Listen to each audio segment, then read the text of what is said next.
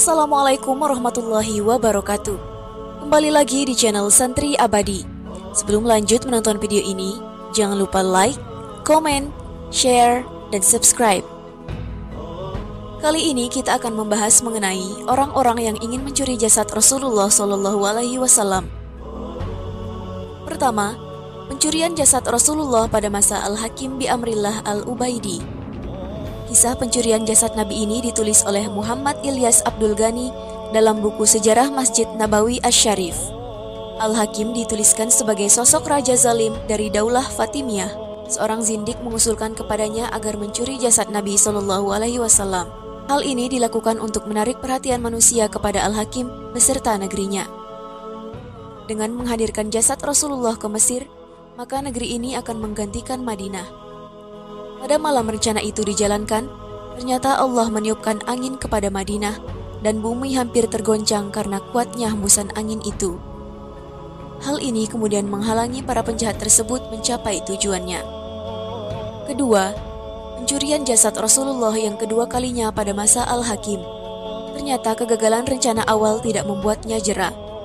Al-Hakim kembali menyusun rencana untuk mencuri jasad Rasulullah SAW. Kali ini prajuritnya mampu memasuki Madinah. Bahkan seorang utusannya tinggal di dekat Masjid Al-Haram An-Nabawi. Prajurit Al-Hakim mulai menggali tanah guna membuat terowongan menuju makam Nabi Muhammad. Namun pertolongan Allah kembali datang. Terdengar seruan di tengah-tengah masyarakat Madinah. Nabi kalian akan digali kuburnya. Masyarakat pun langsung menyelidiki seruan itu dan mereka mendapati utusan Al-Hakim tengah menggali terowongan menuju makam Nabi. Prajurit itu kemudian ditangkap dan dijatuhi hukuman. Ketiga, pencurian jasad Rasulullah dilakukan oleh penguasa Eropa. Saat itu kondisi umat Islam dalam keadaan lemah hingga para penguasa dari Eropa bersepakat untuk mencuri jasad Rasulullah. Kemudian mengirim 2 utusan untuk mencuri jasad Rasulullah pada masa musim haji. Kedua orang itu menyamar sebagai jemaah haji dari Andalusia. Keduanya ditugaskan melakukan pengintaian awal untuk kemudian mencari kesempatan mencuri jasad Nabi SAW. Setelah melakukan kajian lapangan, keduanya menyewa sebuah penginapan yang lokasinya dekat dengan makam Rasulullah. Mereka membuat lubang dari dalam kamar menuju ke makam Rasulullah SAW. Namun belum sampai pada akhir penggalian, rencana tersebut digagalkan oleh Allah Subhanahu wa Ta'ala melalui seorang hambanya, yaitu Sultan Nuruddin Mahmud bin Zanki. Sang sultan penguasa Mesir dan Syria itu pada suatu malam bermimpi bertemu Rasulullah. Nabi sedang menudingkan tangannya ke arah 2 orang berwajah Eropa seraya berkata, "Wahai Mahmud, tolonglah aku dari 2 orang ini." Pagi harinya, ia menceritakan mimpinya kepada para menteri dan berpikir bahwa telah terjadi sesuatu di Madinah. Akhirnya Sultan bersama pengawalnya berangkat ke Madinah. Sesampai di sana, Sultan mengumpulkan seluruh masyarakat Madinah bertujuan untuk melihat adakah wajah yang mirip dengan yang ada di mimpinya. Pada awalnya ia tidak menemukan 2 wajah tersebut. Lantas Sultan bertanya, "Masih adakah yang lain?" Satu penduduk Madinah menjawab, "Memang masih ada, yaitu 2 orang jamaah haji dari Maroko.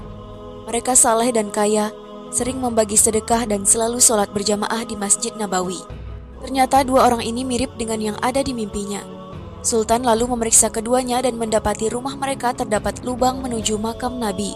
Keduanya mengaku melaksanakan tugas suci dari sebuah liga internasional untuk mengambil jasad Nabi Muhammad SAW dan dibawa ke Eropa. Keempat, pencurian jasad Rasulullah oleh sekelompok perampok. Usaha keempat ini dilakukan saat sejumlah orang mencuri dan merampok kafilah jamaah haji. Lalu mereka bertekad untuk menggali kuburan Nabi SAW. Kemudian mereka menyeberangi laut menuju Madinah. Upaya ini kandas setelah kapal mereka yang telah disiapkan dari Mesir Al-Iskandariyah diserang. Kelima, ada 40 orang ingin menggali makam Abu Bakar dan Umar yang bertujuan untuk mencuri jasad Rasulullah. Usaha kelima dilakukan dengan rencana menggali makam Abu Bakar dan Umar. Itu terjadi di pertengahan abad ke-7 Hijriah. Sejumlah orang yang mencapai 40 orang laki-laki ingin menggali kubur di malam hari. Namun ketika mereka melancarkan aksinya, bumi terbelah dan menelan mereka semua. Kisah ini diceritakan oleh pelayan di Masjid Al-Haram An-Nabawi. Wallahu a'lam.